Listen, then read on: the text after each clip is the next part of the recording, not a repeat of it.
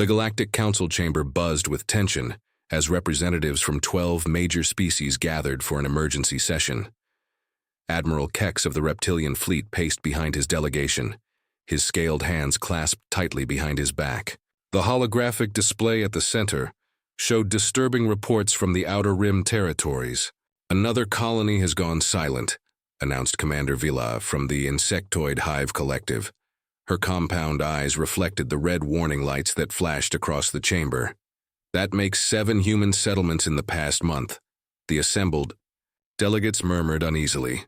Humans were considered a minor species, barely worth notice in galactic politics. Their small fleet of outdated ships posed no threat to the established powers, yet something was happening in human space that had the Council worried. "Perhaps they are simply having technical difficulties," suggested Ambassador Tor from the crystalline Silicon Empire. His translucent body shimmered as he spoke. "Their technology is primitive at best." Admiral Kex slammed his fist on the table. 7 colonies do not go silent due to technical difficulties. Something is eliminating human outposts systematically. The truth was more disturbing than any of them realized. 3 days earlier, long-range sensors had detected massive energy signatures from the direction of human space. The readings were unlike anything in the galactic database, power levels that should have been impossible for human technology to generate. Captain Rex of the Feline Pride Fleet leaned forward, his whiskers twitching with curiosity. "My scouts report strange transmissions from that sector, coded messages that our best cryptographers cannot decode." "The humans are planning something," growled General Vok from the Canine War Pack. His pointed ears flattened against his skull. "I say we investigate before this becomes a larger problem." What none of them knew was that the missing colonies had not been destroyed. They had been evacuated. Every human civilian, every piece of valuable equipment, every data core had been systematically relocated to secure locations. The evacuation had been completed with military precision that surprised even human commanders. In the depths of space, beyond the reach of galactic sensors, something ancient was stirring. The legendary warship Defiance had been found drifting in the void after 300 years. Her hull bore the scars of countless battles, but her systems were intact. More importantly, her crew was alive, sustained by technology that the galaxy had forgotten existed. Captain Jim stood on the bridge of the restored vessel, watching as his engineers completed the final system checks. The ship was larger than most space stations, bristling with weapons that could crack planets. Her armor plating was forged from materials that no longer existed in known space. "All systems showing green, Captain," reported his chief engineer, Tom. "The old girl is ready for action." Jim nodded grimly. He had been in stasis for 3 centuries, dreaming of Earth's final days. When he awakened, he learned that humanity had spread to the stars but remained scattered and weak. The galaxy viewed them as insects barely worth crushing. That was about to change. "Signal the fleet," Jim commanded. "It is time to remind the galaxy why humans once ruled among the stars." The communications officer, Lisa, worked quickly at her station. Across human space, hidden bases received the activation codes they had waited decades to hear. Ships that had been disguised as cargo haulers suddenly revealed their true nature. Mining stations transformed into weapon platforms. The human fleet was larger and more advanced than anyone suspected. Back in the Council chamber, emergency alerts began flooding in from across the galaxy. Border patrols reported massive fleet movements in human space. Ships of unknown design were massing at jump points throughout the sector. "This is impossible," whispered Ambassador Tor.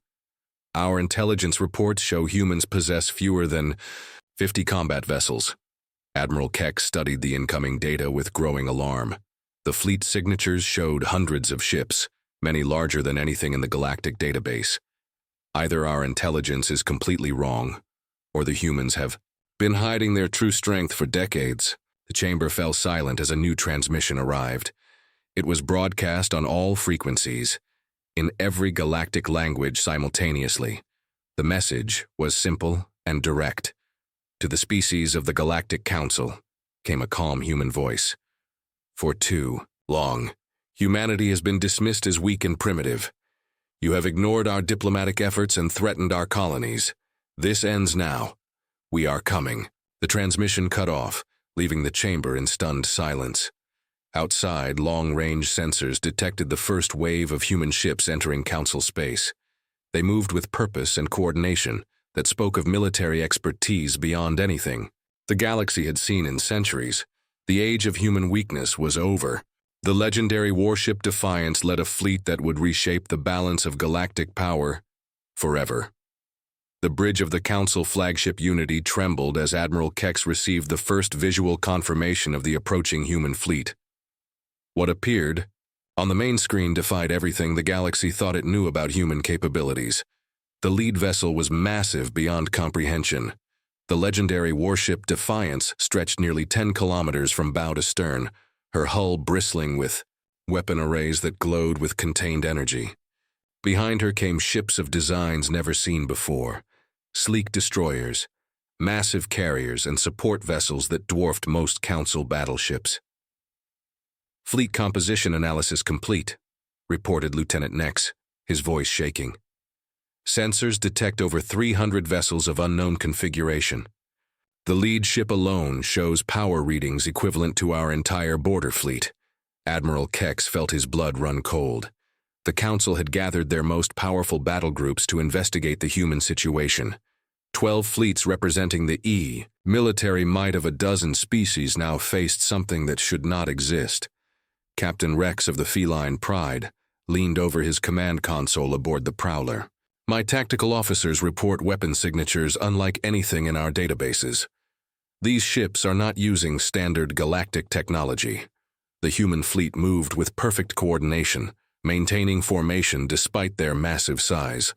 They approached the Council forces at a steady pace, neither aggressive nor defensive. It was the advance of beings completely confident in their superiority."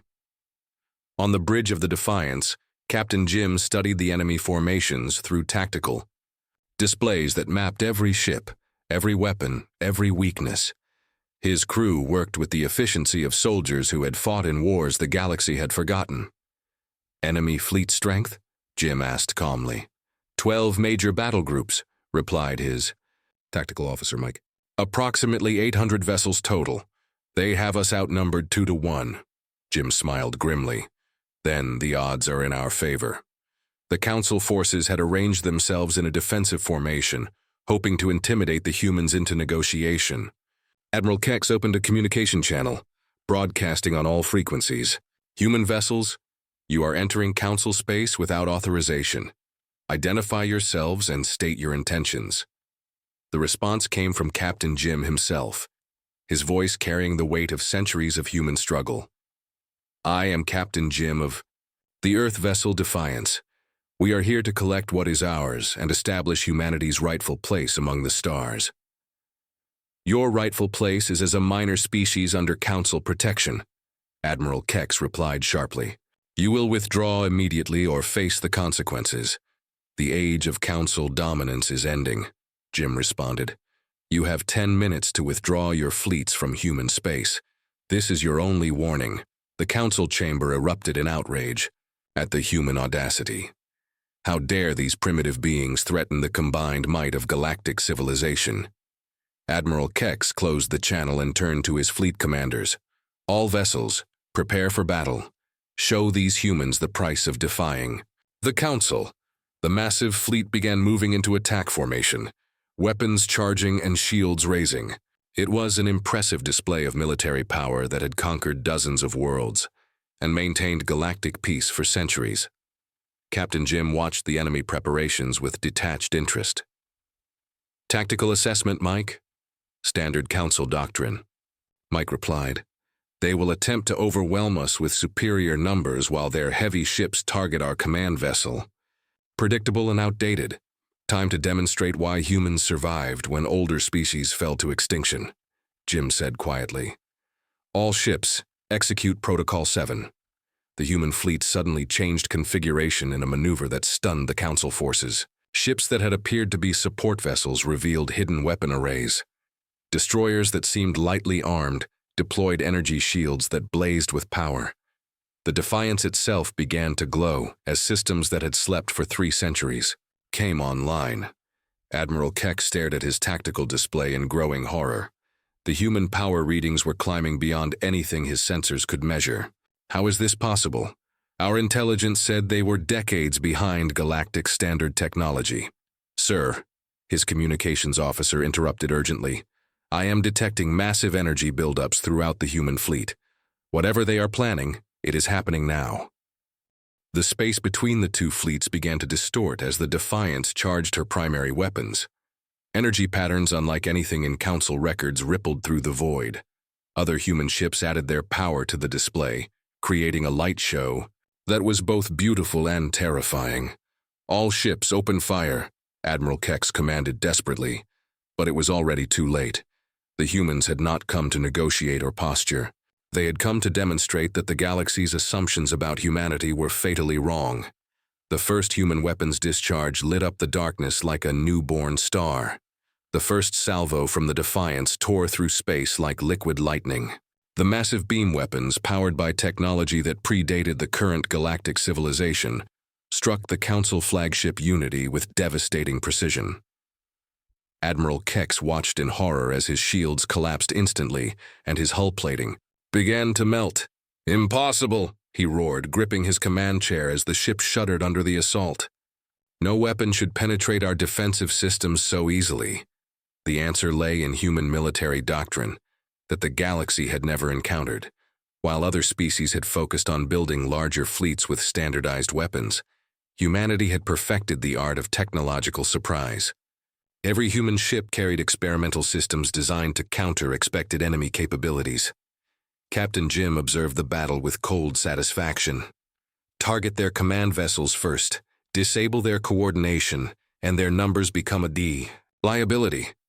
Across the human fleet, weapons that had been theoretical concepts 3 centuries ago unleashed their fury. Plasma cannons that could melt asteroids fired in perfect synchronization. Quantum torpedoes phased through enemy shields as if they did not exist. Energy nets deployed by human cruisers entangled entire Council squadrons, leaving them helpless. The reptilian fleet under Admiral Kex tried to respond with their traditional tactics. Heavy battleships moved forward to engage the human line, while lighter vessels attempted flanking maneuvers. It was a strategy that had worked for centuries against conventional enemies. But the humans were far from conventional. Commander Vila of the Hive Collective watched her insectoid dreadnoughts approach the human destroyers, confident in their superior numbers. Her species had perfected swarm tactics, overwhelming enemies with coordinated attacks from multiple angles. The human response was swift and brutal. Instead of engaging the swarm directly, they deployed something the galaxy had never seen. Smart, minds that could think and adapt. The devices spread through space like a metallic plague, each one learning from the behavior of Council ships and adjusting its tactics accordingly. "My vessels are being systematically destroyed," Vila screamed into her communicator. "These weapons are targeting our weak points with impossible accuracy." Captain Rex of the Feline Pride found his fast attack ships trapped in what appeared to be empty space. Invisible force fields had materialized around his formation, creating a cage that his ships could not break. Human technology was not just advanced, it was alien in ways that defied galactic understanding. "How can they predict our every move?" Rex demanded of his tactical officer. "Our maneuvers are random." The truth was that human artificial intelligence had been analyzing galactic military doctrine for decades. Every battle, every tactic, every strategic decision had been studied and cataloged. The humans knew how their enemies would fight before the battle began. On the bridge of the Defiance, tactical displays showed the systematic dismantling of the Council forces. Ship after ship fell to weapons that seemed to violate the known laws of physics. The massive human flagship had not even used her primary armament yet. "Enemy fleet cohesion is breaking down," reported Mike. "Several squadrons are attempting to withdraw." Captain Jim nodded. "Let them run. Fear will spread their message faster than we could." But not all Council forces were retreating. General Vok of the Canine Warpack rallied his remaining ships for a desperate assault on the Defiance herself. If they could destroy the human flagship, perhaps the battle could still be won. All vessels concentrate fire on their command ship. Vok howled into his communicator. Bring down their leader. Dozens of Council battleships turned their weapons on the massive human vessel. Energy beams, missile salvos, and exotic weapons that could crack moons converged on the Defiance in a display of firepower that should have vaporized any ship in known space. The attack struck the human flagship and simply vanished. The Defiance was protected by defensive systems that absorbed energy and redirected it harmlessly into dimensional pockets. Weapons that had leveled cities had no more effect than raindrops against a mountain. Defensive systems holding it full. Efficiency, Tom reported calmly from his engineering station. The enemy cannot penetrate our barrier technology. Captain Jim finally decided it was time to end the demonstration. Charge the main cannon. Let them see what human engineering can achieve when pushed to its limits. The Defiance began to glow as her primary weapon system came online. Energy readings spiked beyond anything the Council sensors had ever recorded. Space itself seemed to bend around the massive ship as forces beyond galactic comprehension were contained and focused. Admiral Kex stared at his readings in dawning terror. That single weapon has more power than our entire fleet combined. This is not possible. The weapon fired, and the impossible became reality. The main cannon of the Defiance discharged with the force of a collapsing star. The beam that emerged was not merely a weapon. It was a demonstration of human mastery over forces that other species considered mythical. The energy lance punched through 3 Council battleships as if they were paper, continued through the void, and struck a distant moon with enough power to crack its surface.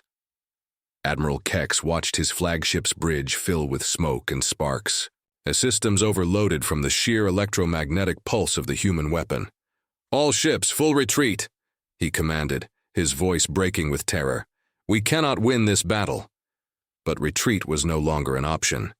The human fleet had surrounded the Council forces with a precision that spoke of perfect tactical planning. Ships that had seemed to be in supporting positions revealed themselves as the outer ring of an inescapable trap. Captain Rex tried to break through the human perimeter with his remaining fast attack craft. His ships had been designed for speed and maneuverability, capable of outrunning any known vessel. But as his squadron approached the edge of the battle zone, they encountered something that defied physics. "Sir, we cannot increase speed beyond half impulse," his pilot reported in panic. "Something is interfering with our engines." The humans had deployed gravitational field generators that turned space itself into a cage. No ship could escape without human permission, and that permission was not forthcoming. On the bridge of the Defiance, Captain Jim watched the Council forces realize their hopeless situation. After 3 centuries in stasis, he had awakened to find humanity scattered and weak. The galaxy's major powers had dismissed human diplomatic efforts and threatened human colonies with casual arrogance. "Sir, the enemy fleet is attempting to surrender," reported his communications officer, Lisa. Jim's expression remained cold. Surrender was an option 10 minutes ago. Now they will learn the consequences of underestimating humanity. The human fleet began the methodical destruction of Council forces with surgical precision. Each ship was targeted by weapons designed specifically to counter its defenses. Reptilian vessels with their thick armor plating found themselves melting under plasma streams that burned hotter than stellar cores. Insectoid ships that relied on swarm tactics were eliminated by hunter-killer drones that could think faster than their pilots. Commander Vila of the Hive Collective watched her carefully coordinated formations, torn apart by human technology that seemed to anticipate every move. Her species had perfected group tactics over millennia, but the humans fought with a coordination that made her swarms look clumsy. "How can they coordinate so perfectly?" she demanded of her tactical officer. "They have no hive mind, no shared consciousness." The answer was quantum entanglement communication systems that allowed instantaneous coordination across vast distances. While the galaxy had settled for light-speed communications, humanity had mastered technologies that made space and time irrelevant to battlefield coordination. General Vok made one final desperate attempt to inflict damage on the human fleet. His remaining ships launched everything they had: nuclear warheads, antimatter torpedoes, and gravity bombs that could collapse small asteroids. Surely something would penetrate the human defenses. The weapons struck the human fleet and simply vanished. Advanced shield technology absorbed the energy, converted it to useful power, and fed it back into the human weapon systems. The enemy attack had actually made the human ships stronger. Impossible, Vok snarled as his tactical display showed human power readings increasing. They are using our own weapons against us. Captain Jim finally opened a general communication channel to address the surviving Council forces. His voice carried across the battlefield with the authority of absolute victory. Attention, Council fleets. Your ships are outmatched, your tactics are obsolete, and your assumptions about humanity have proven fatal. You have minutes to live unless you listen carefully to what I say next. The battered remains of the once mighty Council Armada hung in space, their weapons useless and their formations shattered. Ships that had conquered worlds now drifted helplessly in the void, their crews facing annihilation. Humanity has been patient with your arrogance, Jim continued. We have endured your dismissal of our diplomatic efforts and your threats to our colonies. But patience has limits, and you have exceeded them. The human fleet maintained perfect formation around their trapped enemies, weapon systems charged, and ready to complete the destruction. But Captain Jim had a different lesson in mind. You will return to your governments with a message. The age of human weakness is over. We claim our rightful place among the stars, and we will defend it against any who challenge us.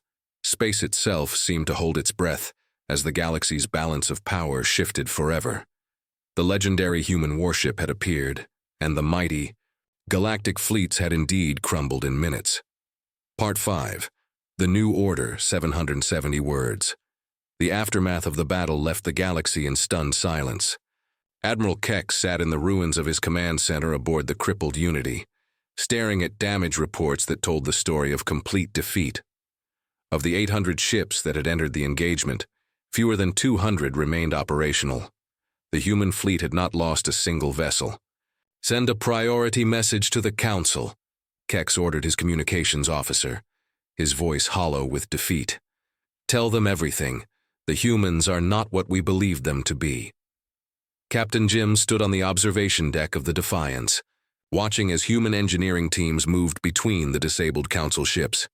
They were not there to destroy or loot, but to demonstrate yet another aspect of human capability that the galaxy had never witnessed. Medical teams report they have stabilized life support on 43 enemy vessels, Tom announced from his engineering station. Rescue operations are proceeding ahead of schedule. This was perhaps the most shocking revelation of all. The humans had not only defeated the Council forces utterly, but they were now saving the lives of their enemies. Ships that should have been left to drift in the void were being repaired with technology that surpassed anything in galactic databases. Commander Vila found herself aboard a human medical frigate, receiving treatment for injuries that her own species considered fatal. Human medical technology could regenerate organs, repair genetic damage, and extend life far beyond natural limits. As she lay in the healing chamber, she realized that humanity possessed capabilities in every field that dwarfed galactic achievements. Why? Are you helping us? She asked the human medic who monitored her recovery. Dr. Ann smiled gently. Because that is what humans do. We fight when we must, but we heal when we can. The concept was alien to species that had built their civilizations on conquest and domination. The humans had demonstrated overwhelming military superiority, then immediately shifted to humanitarian assistance. It was a combination that no galactic strategist had ever encountered. Word of the battle spread across the galaxy at light speed, carried by automated communication systems and the few Council ships that had been allowed to depart as messengers. The reactions were immediate and profound. On the crystalline homeworld of the Silicon Empire, Ambassador Tor faced an emergency assembly of his people. The humans have technology that predates our earliest records, he reported. They are not a minor species that evolved recently. They are survivors of an ancient civilization that once ruled the stars. The revelation sent shockwaves through galactic society. Archaeological evidence had always suggested that an advanced species had existed in the distant past, building structures that current technology could not replicate. The mysterious builders had vanished without explanation, leaving only ruins and legends. Now the galaxy realized that those builders had never vanished. They had simply been sleeping, waiting for the right moment to reclaim their inheritance. Captain Rex, recovering from his wounds aboard a human hospital ship, accessed the historical databases that his captors had freely shared. What he found there challenged everything the galaxy thought it knew about the past. Humans are the first species, he whispered in amazement. They were exploring the galaxy when our ancestors were still learning to use fire. The database revealed the truth that had been hidden for millennia. Humanity had once built a vast interstellar empire, connecting thousands of worlds through technology that modern science could barely comprehend. But they had also faced a terrible enemy, something from beyond the galaxy that had forced them to abandon their empire and go into hiding. Captain Jim had shared this knowledge deliberately. The galaxy needed to understand that humanity's return was not conquest but reclamation. They were not invaders seeking to dominate weaker species. They were the rightful inheritors of the stars, emerging from their long exile to restore the natural order. The political implications rippled across the galaxy as governments scrambled to reassess their positions. The Galactic Council, which had maintained order through military superiority, now faced a species that could destroy their combined fleets without effort. But humanity's demands were surprisingly modest. They wanted recognition as equals, an end to threats against human colonies, and representation in galactic government proportional to their true capabilities. They were not seeking to rule the galaxy. They were offering to protect it. The ancient enemy is stirring again, Captain Jim announced in his final broadcast to the Council. Our sensors detect their scouts in the outer rim. Humanity went into hiding to survive their last assault. Now we emerge to ensure the galaxy survives their return. The legendary human warship had appeared and galactic fleets had crumbled, but this was not an ending. It was the beginning of a new age, where humanity would once again take its place as guardians of civilized space. The stars themselves seemed brighter as the Defiance led her fleet toward the galactic rim, where ancient enemies waited in the darkness between worlds, the end.